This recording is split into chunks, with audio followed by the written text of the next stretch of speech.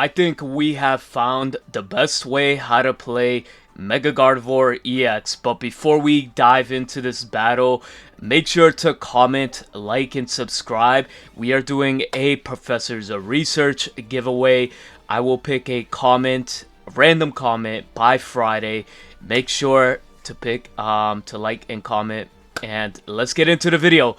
So that being said, we are playing against Hydreigon here. Let's talk a little bit about the deck, right? We are playing two Meloetta here. Meloetta is so good. It's so cracked in this type of deck, right? Because like originally the way we thought it worked in the beginning was, you know, you couldn't use it like in your turn one when you had it like out as starting, but you know, you could actually, you know, use it in that way and start thinning out your deck super fast. Now that being said, you do have Plaza in order to move it back, and really you don't use it as a attacker for 50 damage, rarely here and there, but at the same time it gets you your Curlius, it gets you your Mega Gardevoirs. Like, I feel like this deck has potential to be really good when it comes to rank, right? That being said, you know, you want to run the 2-2 lines for everything when it comes to the Mega Gardevoirs. So you got the 2 basics, the 2 stage 1s, and the 2 Mega Evolutions. You want to help the consistency of this deck as, you know, as much as possible. You play one Indeedee. The Indeedee is going to be nasty, as you guys could see, you know, later on when I use it. It's just so strong, sniping anything on the bench, making Cyrus a viable card, you know, to work. So the fact that it can hit for 70 can take out Oricorios on the bench as well, so makes it easy to ramp up as well. Next up, we do play one rare candy. The one rare candy is here to help get the Mega Gardevoir EX. We're playing it like, you know, how Froakie plays. You know, like Greninja plays one Froakie and one rare candy. We're mimicking that because like we could take advantage of Meloetta and get the Curlia and just evolve all the way. And then, you know, your basics, you got the what do you call it? Professor's Research, Sabrina, Mars, and Double Diantha. Diantha is a lifesaver. As you guys can see here, I'm going to snipe the Mega Absol here, putting him at 100. See, his only win condition here was for him to have a Cyrus himself and drag out the Mega Gardevoir. The fact that he didn't have that and we had our access to our Cyrus, we were able to get you know, the Mega Absol and, you know, just go for game. But that being said, right, this deck has the potential to compete with Hydreigon. You saw he hit on curve Hydreigon, so I mean, it's kind of insane. And nah, just overall, I think the deck is amazing. The opponent definitely realized it was way over. Yeah, no, the deck, this deck has been performing well in a tournament today. Starting off with 5-0, and just I would recommend trying this Gardevoir version if you want to see any other, you know, variants. But that being said, we are playing against a Crobat Nihilego build here, and here you could see we start off with the Meloettas. You know, play Pokeball, try to thin out the deck here, and then afterwards, you know, start looking for other Pokemon. That being said, we don't have access to our Curlia yet, but Meloetta is going to help us out here. At the same time, it's still looking a little finicky here, but you know, the thing is with this, we do have rare candy. We have both of our megas in our hand. It really just comes down to a matter of time. Yes, the Nihilego could one-shot us here, but I am okay with this because we could send out the other Meloetta. In hindsight, I should have put the energy on the Indeedee here, but then again, putting the energy in the front, you know, threatened the Nihilego for 50 damage in the following turn, but we are able to get routes right off the draw, and then Curlia to follow up. And knowing that Meloetta is just going to be knocked out, there's like really no saving it. We're just gonna have to just sit here and hope he doesn't have Mars or a red card or anything. This dark deck is really good against us because, you know, everything is, we're weak to dark overall. It's not like Altaria over here. But that being said, we do find double routes. We go for the play with the, what do you call it, Gardevoir, and then we're gonna go in with the swing. So with the energy setup here, you're gonna want to put the energy like onto Mega Gardevoir as well. You want to make sure you always have at least three will, you know, guarantee you Diantha, because you could just put your turn energy on, what do you call it, Gardevoir, Diantha, and then, you know, just repeat the process and everything like that. Diantha healing for 90 is kind of insane, and you know, overall the downside of the effect, it really doesn't matter when it comes to the Gardevoir. But our opponent gets Crobat EX, which is kind of insane. Here I'm just thinking, you know what, I could just Sabrina and swing, but you know, it doesn't really matter. Why let him hit me for 120 this turn? He could just swap and I could put the damage on the Crobat. It's same difference, right? I would have just had one less card. Well, at the end of the day, I did use Diantha. We definitely needed a heal. But anyways, we're gonna win this game by him retreating out. He actually left. I don't know if he got another text or whatever, but you know, we were just here sitting it out. See, like Crobat, even if this was a, you know, Mega Absol Crobat, we'll pretend that that's Mega Absol, right? You know, in a situation like that, you know, our game plan would have been to pivot to the Curlia in the back, and then actually it didn't even matter because we have the Indeedee here too to just swing. So even if he got rid of our Cyrus, we did have another win condition. That's what I kind of set up the Indeedee for. So that's another reason why Indeedee is so good in this matchup. So that being said, we're going to head over and battle against a Venusaur, Mega Venusaur EX. So here it's not looking too well for us because we have routes, right? We want to see the Meloetta out there in the front, so we're just going to end our turn here. That being said, Bulbasaur is just going to get the energy and get that free swing on us, which is rather unfortunate.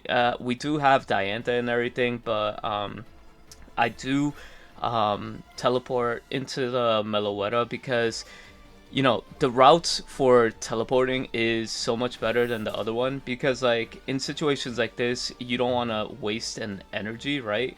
You want to keep all of the energy like intact when it comes to the routes, because like once you get that Gardevoir out, it's going to help you out in the long game, and just overall it was the best option at that moment. For those of you guys that don't know, there is this Shuckle EX Mega Venusaur deck that did really well in one tournament. I don't know if it had like a lucky bracket or something like that, or it was Shuckle EX and Ogerpon. I'm not sure. I forget which one, but it seems to be working for this guy when he plays Venusaur, right?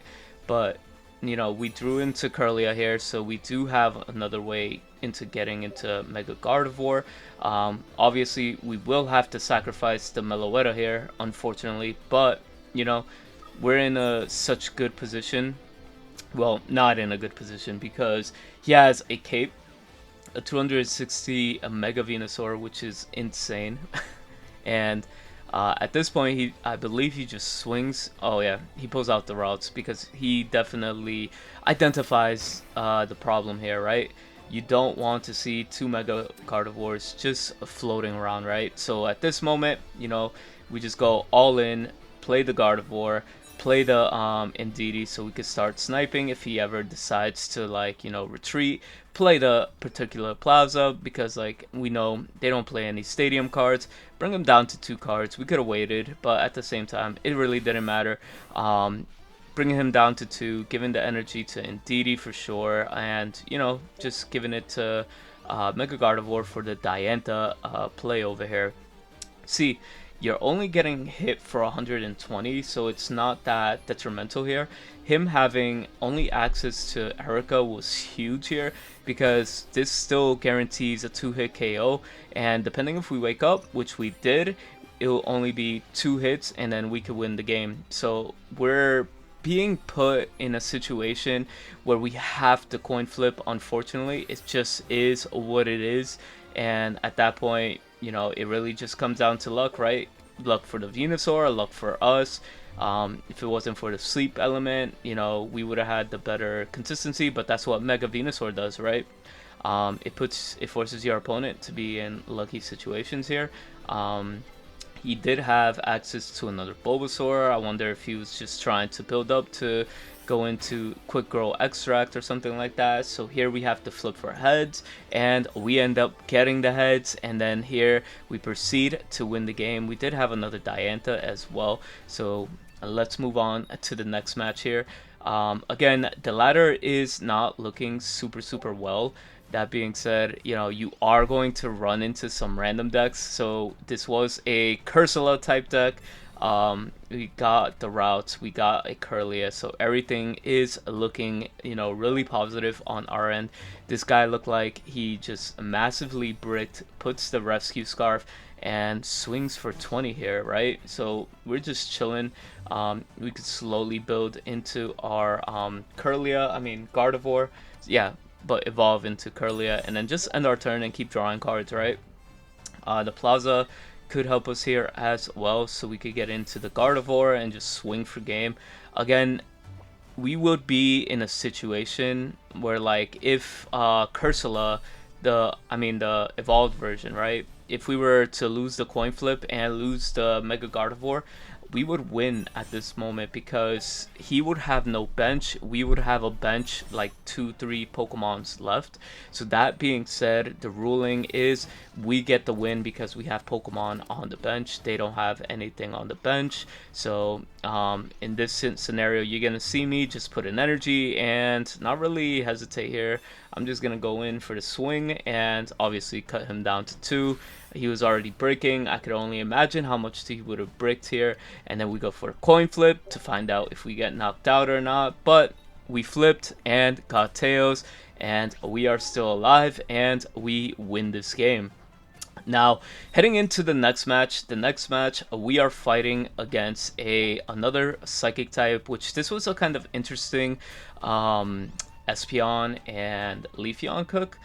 But, you know, we did start with the Meloetta here and did not see our, you know, routes yet. But hopefully the professors could get us there. No, it seems like we have everything but the routes. I really should have probably dropped the Indeedee here because, like, you know, threats like Copycat, he could have gotten a massive boost here, and we really didn't want that to happen, but, you know, it is what it is. He gets the on curve turn 1 Leafeon, giving him 2 energies, which is pretty massive because if he has any other Pokemon next turn like that Eevee, he could put energy on that and just use the ability of Leafeon to swing. Our routes is here, and we're playing Professor's Research because it doesn't matter, we definitely need it. And we have the Plaza. I'm just gonna drop it because the Leafeon, right, is not a psychic Pokemon. I know the Espeon or whatever he's playing is gonna be able to get a free swap, but it's gonna come at the cost of the Leafeon. So here, I think they're gonna go aggro. We do get hand ripped, which is rather unfortunate. We do get the Gardevoir.